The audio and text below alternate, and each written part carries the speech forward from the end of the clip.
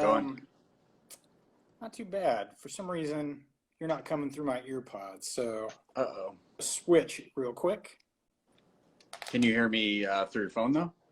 Yeah, I hear you great, but we'll Perfect. put this up on YouTube later. So Right I on. just want the sound to be as Perfect. good as possible. So doesn't mean I'm gonna have to hold my phone, but oh well. Yeah, I have a tripod here.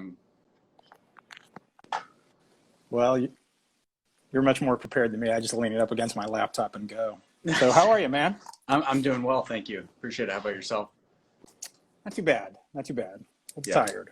But, that's a crowded bus. I think everybody's pretty tired at this point. tired of ... right? Yeah. So I have two disclaimers for you off the top. Sure. One is I have a dog, and sometimes people have the audacity to walk down the street. And she asked to let them know about it, so I apologize for that. And then for some reason, I have a dog here. He's deaf, so he can't hear anything. Just chilling, just relaxing. Yeah, he's a sleeper. So he's 13, so he's getting up there. Oh, well, that'd do it.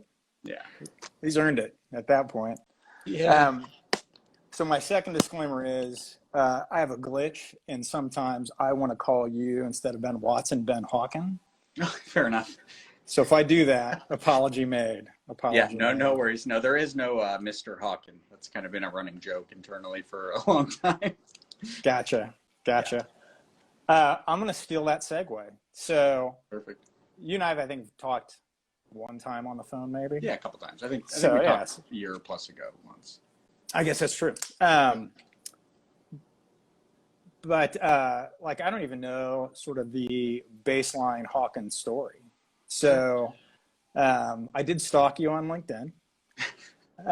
So, I've got that going for me. And then I actually looked at the Hawkin blog. Yep. Because I think there's some interesting topics in there. But what is sort of the quick elevator in terms of how you guys got started? Yeah, sure. So I got in, I was working in biomechanics for about 10 years and kind of understood the ins and outs of the research side of things. So motion capture, obviously pretty familiar with what you guys do. So did a lot of motion capture labs, gate labs, primarily, like I said, research sort of heavy. Did that for, like I said, almost 10 years. But what happened, I guess, 5 years ago or so was we started getting a lot of inquiries at a different company where people were asking about kind of, how can we use this in the sports setting, whether it's Forceplates, whether it was high-speed video, all that type of technology. And all the solutions that we had for them really fell short of what they needed. And so at some point, when you're selling other people's products, you get a little bit, you can get frustrated, I guess the best way to put it, and had, a lot of experience working with coaches directly, had a lot of really good relationships with coaches, professional, university level, et cetera, and realized, I thought we could do something a little bit better. So end of 2016, another guy and I kind of had this revelation together and wanted to do something. Wanted to start, our own company doing specifically force plates, and we wanted to kind of take a new approach to the entire, just the technology in general, because a lot of what, again, those issues that we've faced doing installations and training and support and, integrations for sort of high-end motion capture labs, usability was just the biggest issue. Usability and cost, those two things were just huge barriers to teams that really wanted to data, not have to outsource the entire thing. So what we did was, we started development end of 2016. It was really slow going for the first year or so. And then eventually around sort of middle to the end of 2017, we had a product. We had a prototype that worked, first generation of our hardware. And we had some customers, and we had some paying customers. That was really exciting, but we knew we weren't where we wanted to be. And so it was really 2018 where things kind of blew up for us a little bit. We brought in some full-time developers. 2017, my partner Chris and I, he's actually in the other office right now. He can hear us because I forgot my headphones. he and I really, had put a lot of time and effort into building the software, and the hardware manufacturing and design was being done over in England. And we really wanted to find a way to change that, because it was just very hard to be in that situation again, where we were relying on somebody else to produce the hardware. We had a lot of sales, we had a lot of traction, and we couldn't really deliver things in the time frame we wanted to. So end of 2018, we ended up buying out our partners in England and brought the full hardware operation here to Maine. And since then, it's just been kind of off to the races. So we have about 10 employees now. We've grown pretty quickly. Have close to, I'd say, 100 and almost 200 users now worldwide, which is really exciting. And we have a lot of, I would say, like high-level teams, which is really cool. But we've also got a lot of we've got a lot of high schools now, which is really exciting, and we have a lot of universities. That's definitely our biggest market. And so, now we're really working on refining the product. Currently redoing our mobile app from the ground up, which is the worst, but it's totally worth doing. And so, we manufacture all of our hardware here. We develop all of our software here, and having ownership over the product is something I love. It adds obviously a level of stress, but at the same time, I don't have to answer to anybody else. And when, somebody has an issue or a question, they know they can call me directly, and I'm not going to give them a runaround. I'm going to tell them, the truth. And it's really a good feeling when you're in business and you know that you can actually answer the questions that people have, and you don't really have to kind of keep passing the buck. Because I think you see that a lot, in all technology, not just sports science or whatever. It's everywhere. And as a consumer myself, right, there's nothing worse than trying to get an answer from a business that I'm purchasing something for, and I'm getting a non-response. I'm getting an excuse or just excuse after excuse. So we really try to be a I guess straightforward, honest broker, and really tell people what the situation is. If there's an issue, we try to resolve it as quickly as we can. We try to stand by our product, and we try to have a level of that's kind of sounds like all business speak, right? But at the same time, like we mean it. Like we own the company. We don't have corporate overlords. We're not, we're not fronting for some huge organization. Like we're a small company, we're like everybody else right now. Like we're battling to try to, stay relevant and ensure that we can, continue on for many, many years. But I think at the end of the day, being able to take ownership of your product and to work, hard at really maintaining a high level of integrity with your customers and with your users, to me is really satisfying in a way that, money's great, it's great to make money and all that, but I think, establishing solid relationships with people who put their faith in you, to me, is like by far the most rewarding feeling, since we started the company just 3 years ago. So that's kind of a really long-winded answer, but I hope it was satisfactory. Yeah, but you weren't, I have this thing where, like if we were doing one of our typical podcasts, right, we're recording it and then we can edit it later. Yeah. I always give the disclaimer, no spiels. Right? Maybe it's not a disclaimer. It's a rule. It's like a house rule, right? And so only one person's ever done it to the point where we had to edit it out. Nice. But one, I don't think you crossed that threshold, so I think you're good there. Good. But one of the things you said that, I don't know if you noticed, brought a smile to my face. I think it's very difficult if you want to sort of establish being down to earth, sort of straight shooters as a company. It almost can come across like your spiel is not having a spiel. Yeah, Which, I don't know if you've ever seen the movie Singles, but there's a line in there where, she says your act is not having an act. I'm not that young. Yeah. No. Gotcha. Well, as you can tell, our beards look substantially different. So yeah. I'm 34 for reference. So. Gotcha. Well, I almost have 20 on you. Not quite. So I feel like I was going to say, I feel like I'm approaching 50, though. My body's a lot older than that. One of the things I always think is funny is multiple times people who sort of work in our world, like we'll be talking and like they'll talk about, I need to go do this and I need to go do that. And yet we're in the world where you would think we would make time. Yeah. Right. Experts in the field. Not that I'm an expert, but, I know enough to be dangerous. Right. And then that battle of taking time for yourself. Yeah, it's the hardest looks a lot different. Yeah. So I'm going to back up kind of fairly far into some of the things you said, because you mentioned that it sounded like you had a lot of experience with different types of tech. Yep. Where you were prior to ramping up Hawkin, right? Mm-hmm. Correct. So why Forceplates? Yeah, that's a great one. Yeah, so, you know, I did a lot of stuff with motion capture and video, different softwares, hardware, blah, blah, blah, that whole deal, which I think has come a long way since I was sort of in the trenches. But what I liked about Forceplates when I first started working with them was that, you know, just looking at, you know, in a sports performance sort of setting with a force plate, you have a known input, right? A standardized test. And from that test, you get a known output, right? You can get a number of metrics that you can then have looked at, have a report, analyze. One of the things that we, you know, I always dealt with video or with any type of motion captures, it's like, oh, well, what do you want to look at? It's like, oh, you can look at anything. And I just got so sick of kind of like, oh yeah, that's up to you. You know, you kind of have to figure it out. It's so open-ended. You can do whatever you want. I got sick of that kind of answer. And I really liked the idea of, you know, put data in, get data out. You know, the data put in is the athlete performing the movement. To me, that was just something I could get my head around really, really easily. You know, we'd have to go into different types of models, different types of, you know, marker sets and all that stuff, and different angles, which angles are valuable, and when do you measure those angles, and how do you, you know, I got really tired of that, you know, and I did that for a long time. So, and I know it fairly well. Did a lot of stuff with kinematics, but it was with force plates where it was just the process was just so clear.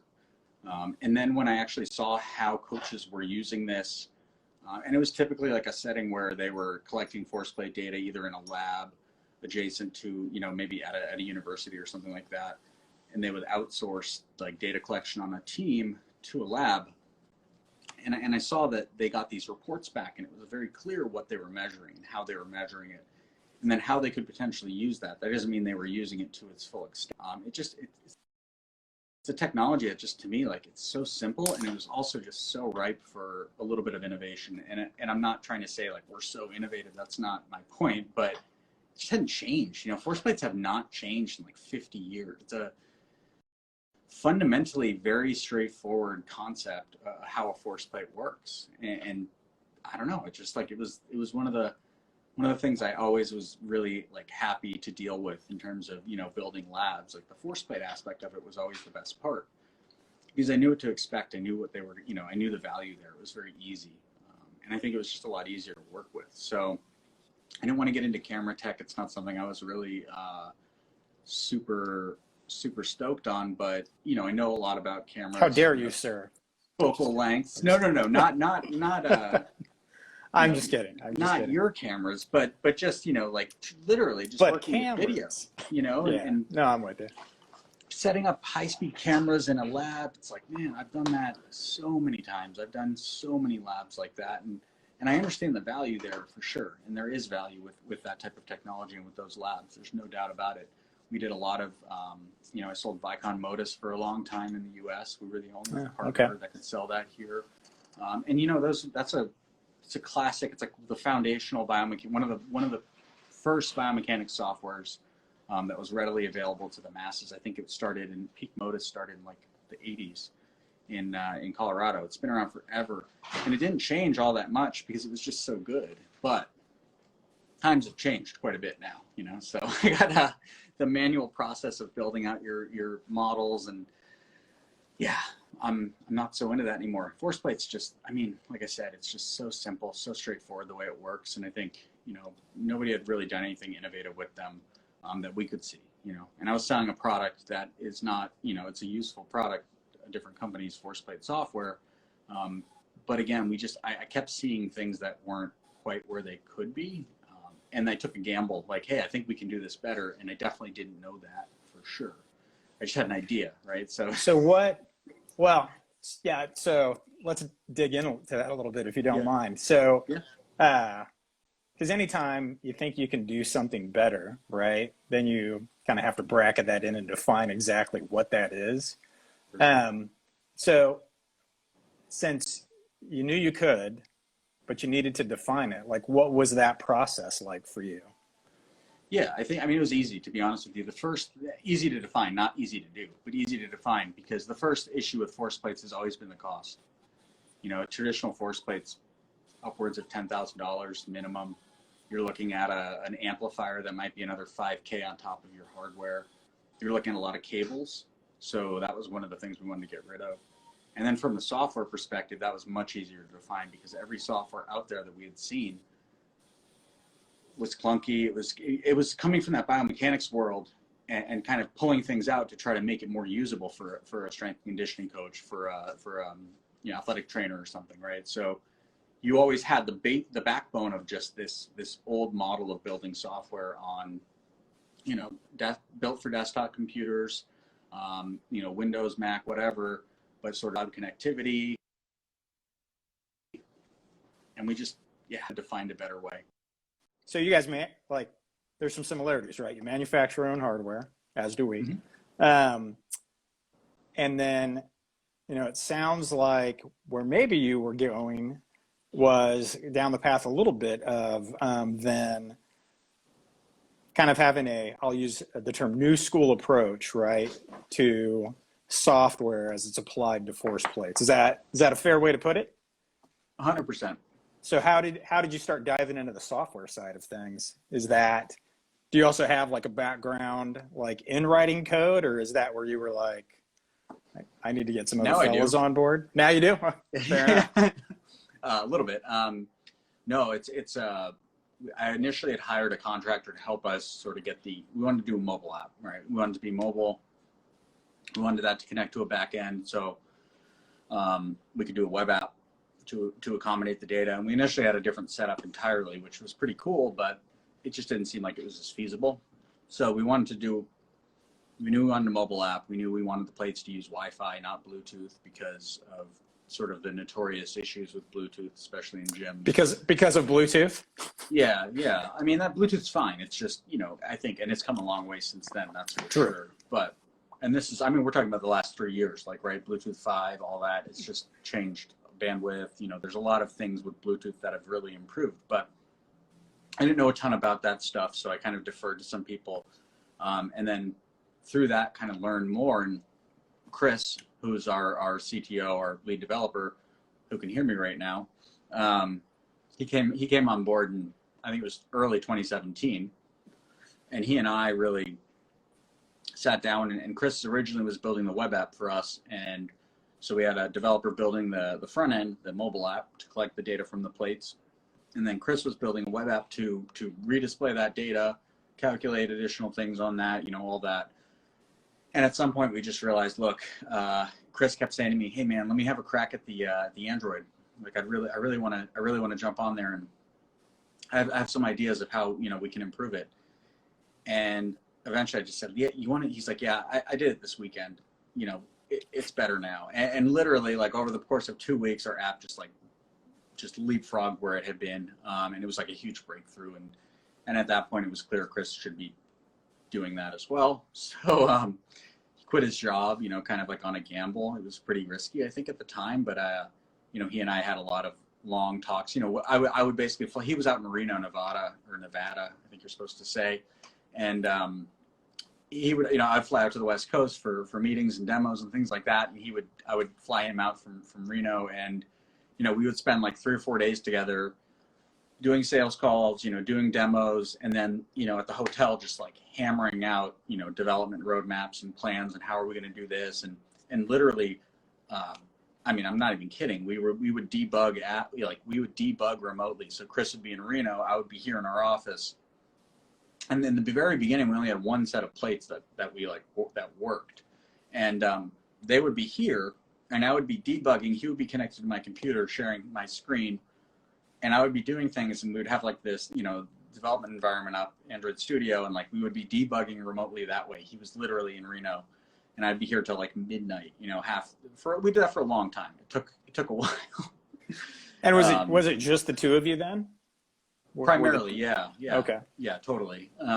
It totally was, and it was stressful. I mean, it was brutal. Sure. But we got it done, and at some point, you know, Chris ended up quitting his other job, which was awesome.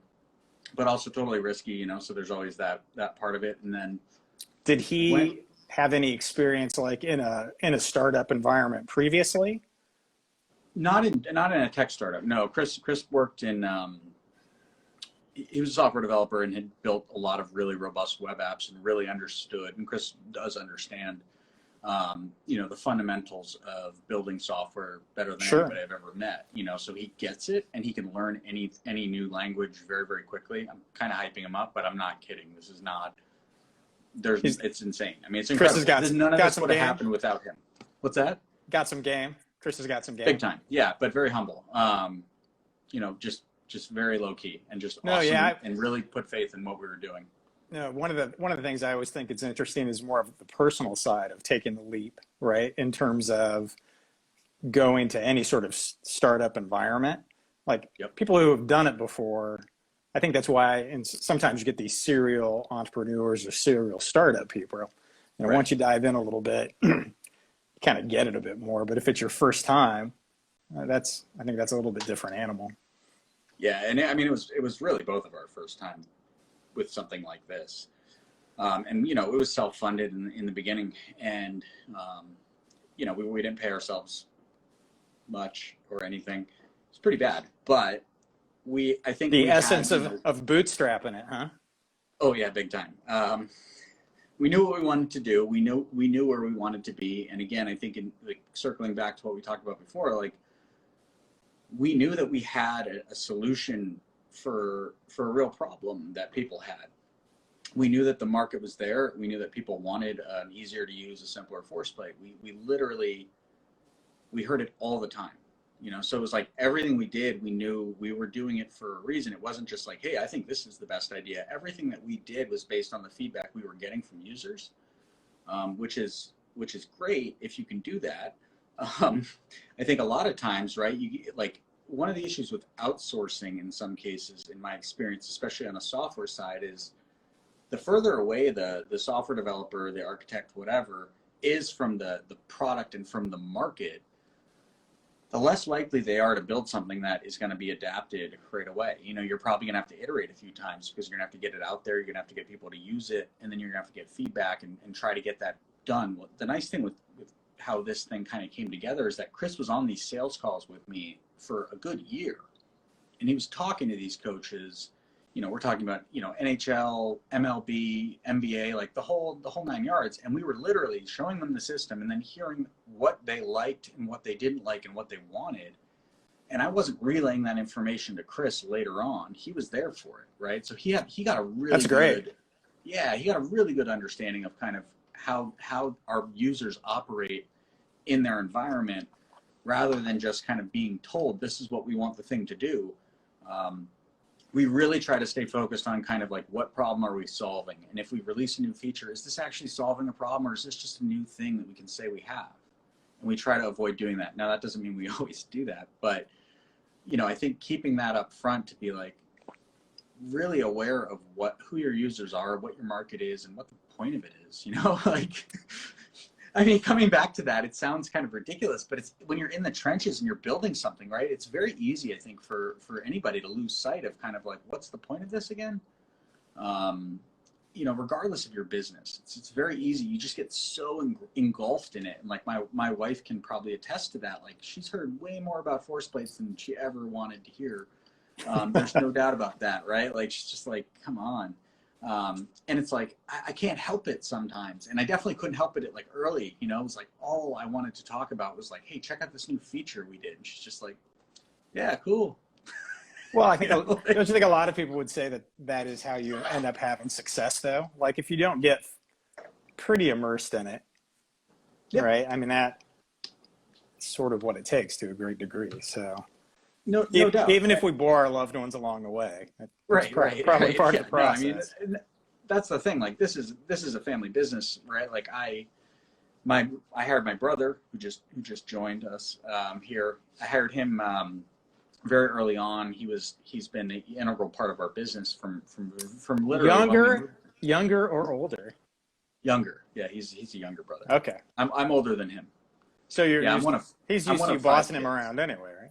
Yeah, no, he's not one to be bossed around. Oh, really?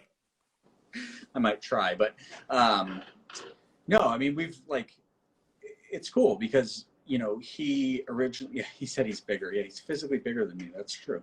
Um, you know, we really like, this is, like I said, it's a family business. Like this is everything we do. You know, this is like incredibly important to me, not just from like a obvious employment standpoint, but like, you know, the friends that I've made in this business, the relationships that I have now through literally starting this company, it's like some of my best friends, like some of my very best friends in the world, people I talk to about way more than strength and conditioning and force plates, I met, you know, through like a random Twitter interaction and a, you know, in like a sales call or something, you know what I mean? So it's like, it's really become so much more than it was, I would say, in the beginning, which, you know, you nailed it, right? Like it kind of has to.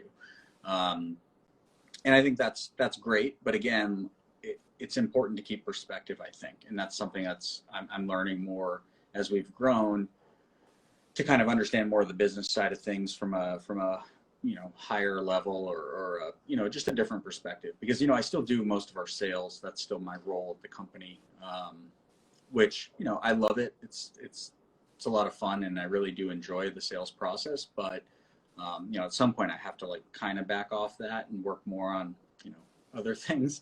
So, Sure. Yeah, I'm sure you can relate to that. A little bit. Yeah. I'm back up like a half step because I'm super curious about this. Did you say you're at about 10 employees right now? Yeah. Yeah. So how have you handled the hiring process as you guys have grown? Because Yeah. I'll just say this and then kind of hear your thoughts. But I find it fascinating to try to figure out who the best people to bring into this little world we're in would be. And you described Hawkin as a family business. And I don't think I've ever used that phrase, but I do constantly talk about how I've hired my friends. Now, not just any friend, right? I mean, people who can do the job and do it well, but also there's knowing that there's like a loyalty, right? And we have each other's backs, but then there's also knowing someone well enough that you're willing to put them in this little world that we're in. And that to me has been one of the biggest challenges. Have you found anything similar? No doubt. So Chris, you know, Chris is a co-founder of the company. He's CTO. I've known Chris for a long time, much longer than this company's been around. So we grew up in the same sort of area outside of Boston. We had a lot of the same friends. So yeah, I completely understand that. From a, you know, with him, it was a little different because it was kind of just the two of us, right? We started this and, you know, and it was very much like, you know, we were on the same level. And I think, you know, there was no real, he did a lot more than just build the software. Let's put it that way. So yeah, it was clear that we had the same interests and the same passion for what we were trying to build. And I think that was absolutely important. But for some of our other positions that we've, you know, subsequently hired other people for, it's hard. It's super hard. There's no question about it. I think for us, the thing we've kind of done is we've brought people in on you know, paid internships, get them kind of to understand what we're trying to accomplish, what we do from a technology standpoint. And we've gotten incredibly lucky. Like, I don't know how else to put it. And we say this all the time, like we are so lucky the people that we found, because we found some incredible people that work for our business now that we didn't know if they were going to work out when they started. Do you know what I mean? Like, I wasn't sure. Nobody's a sure thing. Nothing's a sure thing. And, right. You know, it's always a risk, right? So we've had a couple people come and go, but, you know, nobody's left the company on bad terms or anything like that. It's not a situation like that. It's just not the right fit for everybody. And obviously, depending on what the position is, whether it's, you know, for us, we've hired a couple of engineers that have been amazing, like huge hits, and that's awesome. Their level of interest in kind of strength and conditioning and sports science isn't really as essential because what they're doing is engineering and they're, you know, manufacturing, and they're doing things that are very much in line with what they studied in school. So that's an easier one. But I think when you talk about, you know, bringing people in to do sort of the public facing stuff, you know, so a guy that we brought in named Drake, he's our social media coordinator now. He was a user, he was a customer, and he came to me and just said, hey, you know, I'd love to work with you guys. You know, I've been using the product, at a school he was working at, and it was just I wasn't so sure about that, right? Because I'm, in my mid 30s now and have kids, and it's like, oh, I'm not my personal Instagram following is not impressive, and it's not, important to me. And he, that's a thing, right? That's a thing I didn't totally understand, and I've changed 180 on that. Like, I totally understand it. I understand it conceptually now. And I don't think I appreciated it, right? I don't think I appreciated how much, things have changed from a social media perspective. I don't know, Facebook, I remember when Facebook came out, right? Like, that was a big deal. I was in college when Facebook was launched. I think my school was one of the first 30 or something. So it's evolved, right? And I think from that perspective, understanding how younger generations operate was the biggest challenge of all. But this, Drake is now an integral part of our business. He's an incredible kid, and I've spent a lot of time with him, and I've worked with him very closely now. And it was, that wasn't clear to me from the start that it was going to be what it became. But I think hiring from the right places, like you said, friends or friends can go either way, as we know, right? Like, well, it's a qualified friends, right? Right. And that's the way. So that's the way I think for of it. us. I know a lot of people. I wouldn't bring them into our world. No, for sure. I mean, we're in Maine, right? So we're on the East Coast. We're about an hour and a half from Boston. I'm from Boston. Chris is from Boston. We're kind of like I would say like a super suburb of the Boston area in some ways up here in Portland, but it's a really good place to live. I originally moved up here because the cost of living is really good. It's much quieter. My wife and I were thinking about having kids and all that. We didn't necessarily want to live in the city. We lived in the city of Boston. So I think there's, the question of, can we pull from the local community to find the right people for us? And we've been completely blown away. Yes, we can. But I also think it's not as hard to recruit people here, should we need to and when we need to. I'm not too concerned about that. I think it's always a consideration, right? So we do have some people that work remotely, doing sales. And again, it's the same thing. It's like, they were sure things for me.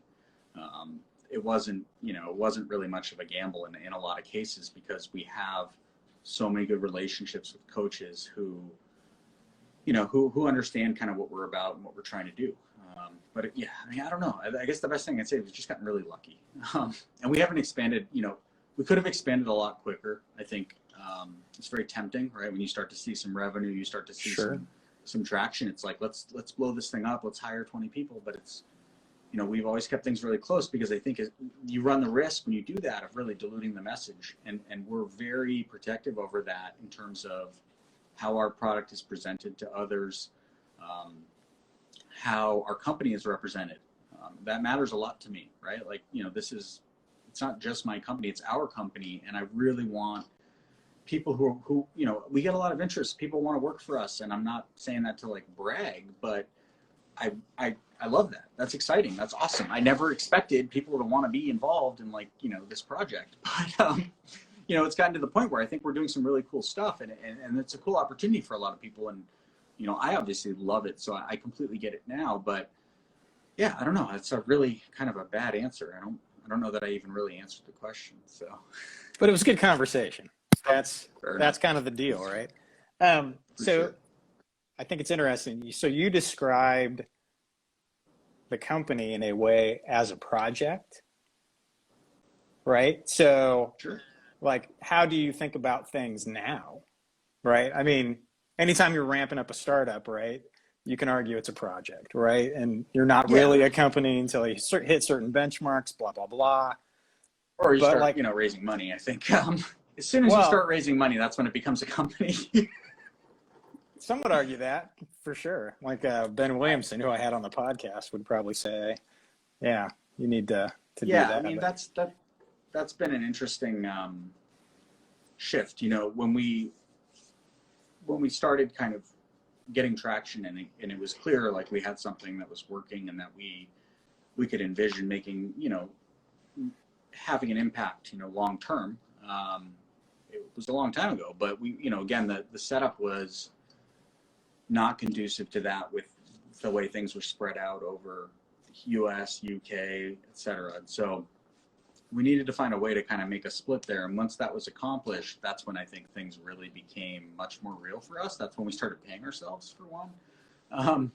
you know, taking a salary, which was pretty cool. Sure.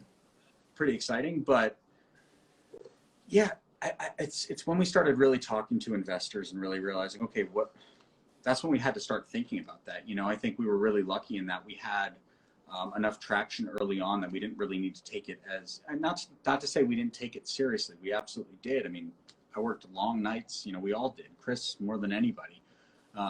But it was when, you know, when we started positioning ourselves and talking to other companies and investment people and things like that, those conversations really changed. And I had to start thinking, okay, well, I like being the salesman. I like, you know, talking to people, presenting the product, demoing the product, jumping on the Forceplates and showing them I love that. That's, you know, that's always been something because I was a sales guy before.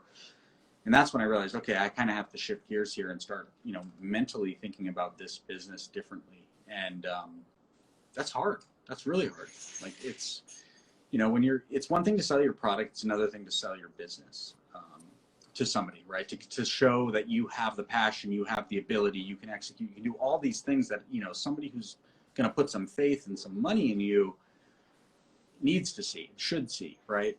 It's more than just the numbers and the pitch deck and all that great stuff. You know, that stuff it is what it is, but it's, you know, can you really encapsulate what you're trying to do with your business to an investor? And it's really hard, but I think I'm learning, you know. Luckily we had this massive coronavirus, so we had to put all that on hold. So have you already done a round, or are you in the process of no, we're in a round. Enjoying that. Yeah, so we're in the middle of a seed round, technically. Gotcha. Yeah, not really ideal scenario for us, but it could be so much worse. I mean, that's not feeling sorry for us. Hopefully, you know, given it's a global pandemic, that people will understand, right? Oh, no doubt. So what this is too easy of a segue and it's cliche, but I'm gonna go ahead and take it. So what has changed now that, for you guys, now that you're not going anywhere? Well, I assume you're not going anywhere. I mean, the nice thing is, like, I didn't have to be on the road. You know, my last year, I think I flew, you know, almost 100 times or something, you know, something ridiculous. I took a lot of flights. I was all around the country, outside of the country, just on the road all the time. That was kind of my life for a long time. I have 2 young kids and, you know, it's challenging, right? That stuff is hard to do. I started to enjoy it. It wasn't something I really liked. And then, like, all of that came to a crashing halt, you know, so like all the travel I had lined up, I was supposed to go to LA in February. Then I had another trip in March, and then, like, conferences, you know, all through this is conference season right now. So it's been great to not have to travel. Like, I'm appreciating that a lot more. You know, I'd love for daycare to be open, but working from home is a little more challenging. But we're luckily in a situation here in Maine where it's not, you know, it's not so bad that we can't come into the office when we need to. So I'm in my office right now, obviously. But from a business standpoint, you know, what are we doing? I think it's totally different, right? Everybody knows it. You know, sales are not coming through the way that they were in terms of just sort of what we could expect every month or every week. It's really slowed down on that, and you know, it's not hard to understand why, right? Sure. There's a lot of uncertainty right now. So what we've tried to do and what we continue to try to do is find ways to, you know, obviously stay relevant, but also provide some value to our users and to, you know, our market, our community, right? That allows people to get something from us, you know, not necessarily in exchange for money right now, but, you know, we've done a whole, like, series of webinars that we're continuing to run. Sure. And we're just trying to ramp up. And it's funny because we had started doing webinars I think in January or February before all this happened, you know, so it was obviously happening then, but we didn't really know it. But we had started doing that as a sort of a new strategy. We wanted to really start getting more of the education out there on kind of how our technology can be used by coaches. And so we started these webinars, and they were a little bit quirky for me at first, but it started to get a lot more fun. And then, you know, next thing you know, are you leading the webinars? Yeah. Okay. Yeah. We've done 5, and, you know, we've had like a couple hundred people on them. I mean, they've been big. Shockingly, I was like, oh my God, but, you know, everybody's home, right? So sure. And then we did this Coaches versus COVID event, which was amazing. And we had, you know, over 6,000 people showed up. We ran the whole thing through our Zoom account, and that was a lot of work, you know, but it was also a really good a really good thing because we raised a ton of money for a really good cause. And more than that, like I felt really connected with our customers, with our users through that, and felt like we got, we established some really good new relationships that, they may turn into customer relationships in the future, but if they don't, it's not a big deal. Like it's the way it goes. We meet a lot of cool people, whether or not they hand you money for your product in the future doesn't mean that they're, they're not worth talking to. Well, like you said, you created a value. Yeah, I mean, that was our goal. And people really clearly recognized that. Yeah. So I would argue there's a positive effect to that, regardless of if somebody, ends up as an opportunity, right? Exactly. Sometime in the short term. So for sure. Yeah, no question. Yeah, we're actually launching like a whole education product now, which was already in the works. Again, like everything kind of lined up in a really bizarre way, but that was the thing that's always been missing, for S&C, for a lot of the tech that's out there, is how do I use this? How do I get value out of this? How do I use this in my weight room? How do I use this with my athletes? What do I do? Right? Like, oh wait, you want me to, I want to buy Forceplates, but I really want to know why, and I want to know how before I make that investment. So it's like, we've always been internally talking. We brought in some really, really smart people to help us to start develop that education. And we, it just occurred to us pretty recently, like, now we should probably work on that, right? Like, I don't expect, the Forceplate market to explode in the next month. So we got some time where we can really focus on, I think, improving our product, but also, finding other ways to get out there and again, to provide services to people. So that's in the works right now. It'll be hopefully not too far off, but we don't want to just educate people on Forceplates. Let's put it that way. I think I could talk about Forceplates and Forceplate, usage all day long, but that's not everybody. I understand that. Sure. And like you said, your wife's heard you talk about it forever, so probably fresh. Yeah, totally. Some other topics. Oh, for sure. So how do you think about this? I don't know how this is going to sound. How do you think about sort of yourself in your business? And so here's why I'm asking that, right? So I think your title's CEO. Like if I look at LinkedIn here, it is, right? Yeah. You've kind of described yourself as a bit of more of a sales guy. Yeah. Right? Biz dev. So one of the things I find fascinating is we all sort of have some sort of a work title, but then that can be different from how you think about yourself, right? So how do you think about yourself?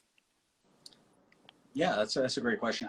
I don't know. I've always felt kind of awkward or kind of goofy with like the CEO thing, right? I never really envisioned that for myself with this company, to be completely honest with you. Doesn't mean a whole lot to me to be able to say that. It's just, it is what it is. It actually kind of, I don't know. For some reason, that just always kind of bothered me. I get it. Yeah, because I feel like, because at the end of the day, people put a lot of emphasis on sort of like, oh, who's the leader of this company, or who's the boss at this place. But there's no successful business out there where the CEO isn't totally interchangeable, right? Like that's nonsense. Like my position here, I think of myself as, primarily what I drive is the sales, and also my responsibilities are to ensure that like everybody's happy, right? And that, like, we're taking care of our employees, and that like, but I try not to micromanage everything.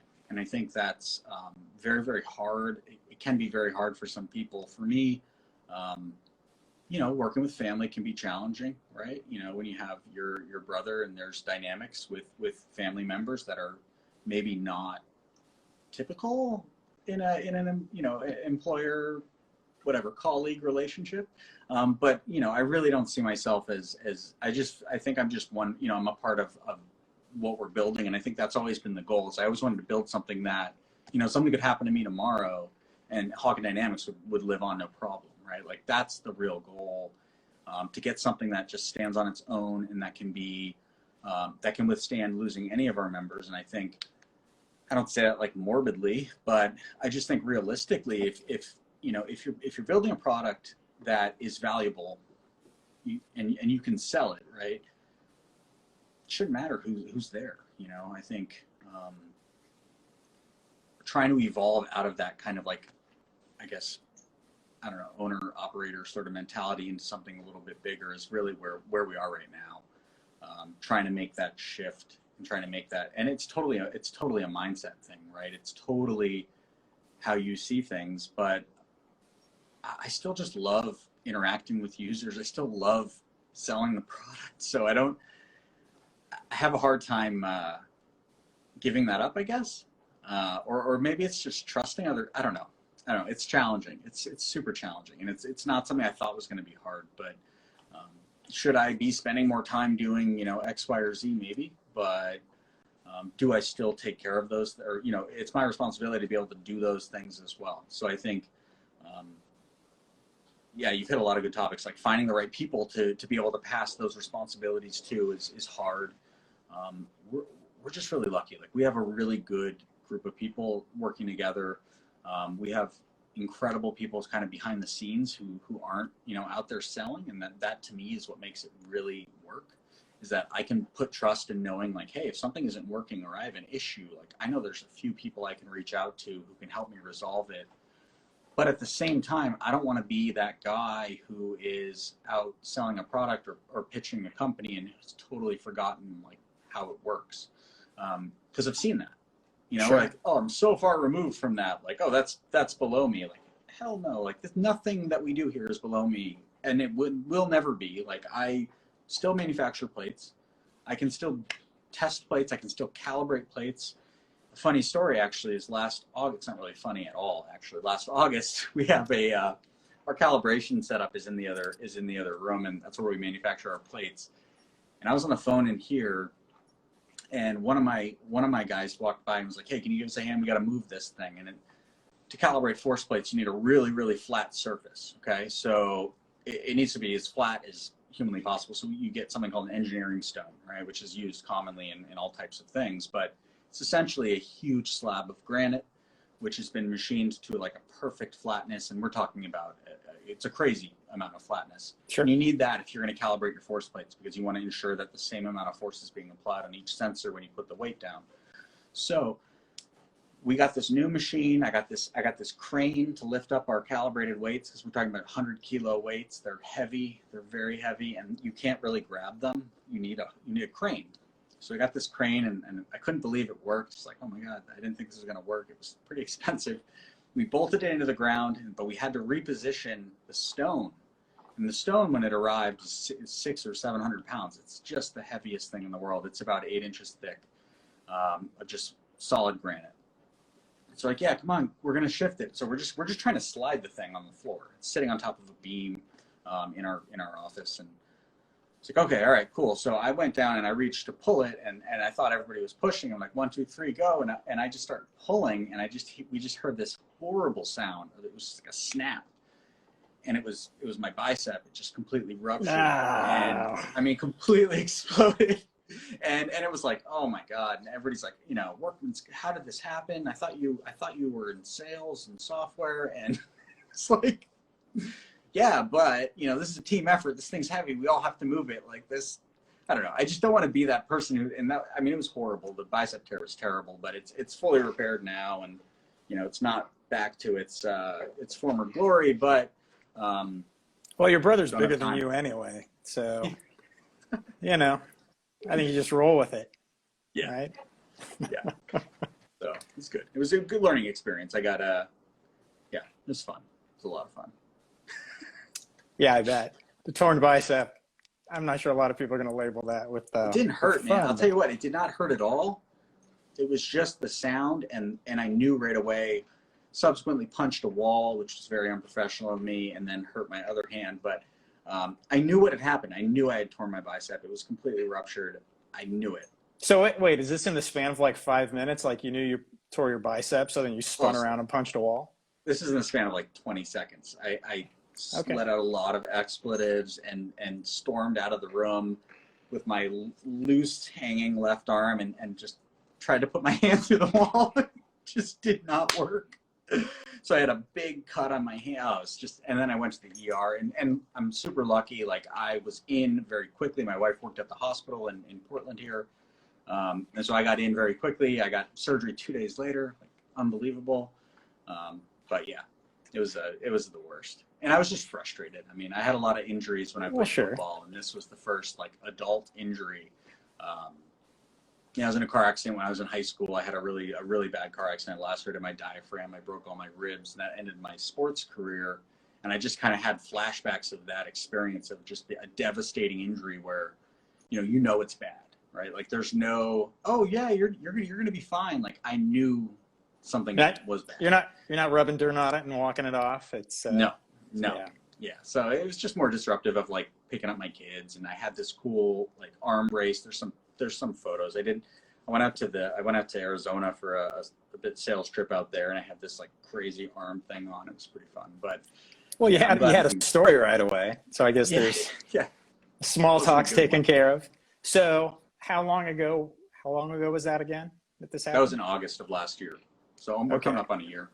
So enough time has passed that I assume now your team gives you a hard time about that moment whenever it's appropriate. Oh, they were giving me a hard time immediately.